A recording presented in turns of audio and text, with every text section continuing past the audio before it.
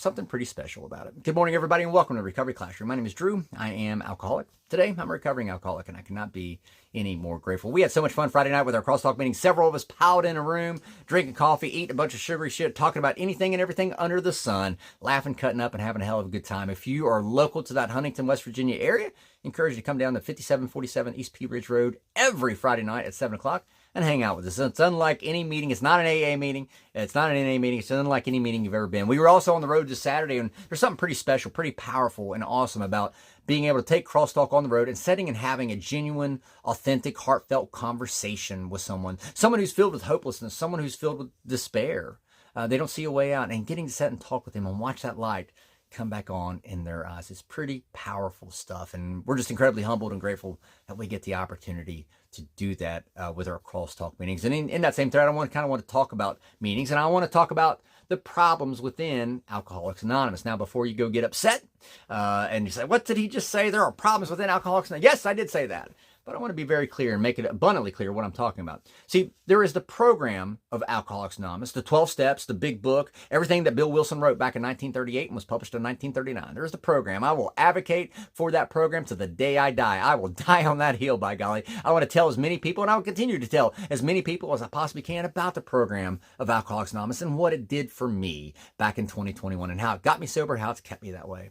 And then there is the fellowship. The fellowship. Matter of fact, we like to say the Alcoholics Anonymous program is a perfect program for imperfect people.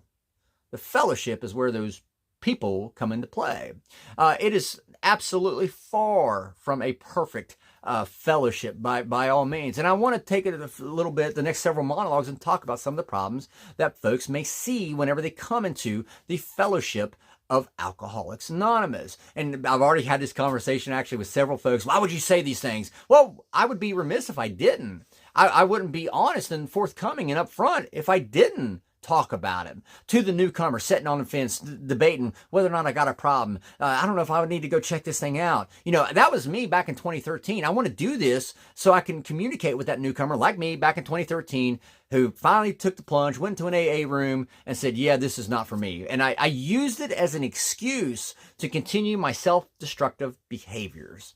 And that's another reason why I'm doing this, is because I want to take away that newcomer, your excuse, Mr. Newcomer. I want to take that away from you so you no longer have an excuse to go back out and continue the self-destructive behaviors and ways that brought you to this point in the first place. It is my hope that some of the things I'm going to be talking about over the next several weeks that you never see. Pretty good, high probability you may not ever see any of these things. But in the event that you do, again, you're prepared, you're aware, you know what's going on. And like I said, you can no longer use it as an excuse to go back out to keep drinking and to keep drugging. So that's why I'm doing this. And again, I said this a couple nights ago, you know, if I work the program that I work, I'd do a daily 10-step. You know, as far for me personally as an individual, should a meeting, should people within a meeting not kind of do a 10-step for the meeting itself? So yes, there are a lot of problems within the fellowships. And unfortunately, a lot of times people tie and associate the fellowship to an actual meeting, which is fair. I get that.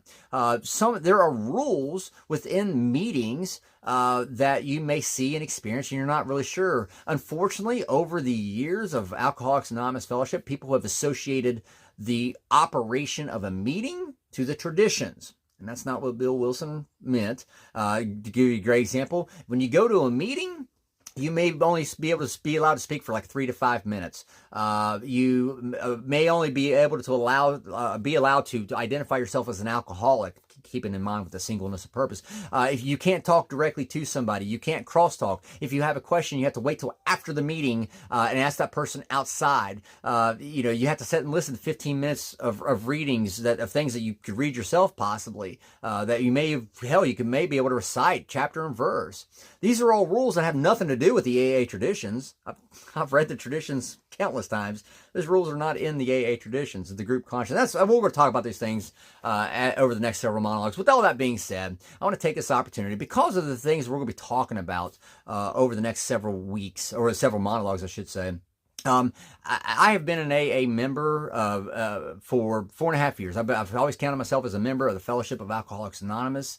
I will, as I said earlier, I will die by the program of die for the program of Alcoholics Anonymous. But as of today, I taking this opportunity to renounce my membership to the Fellowship of Alcoholics Anonymous because I'm not interested in meetings.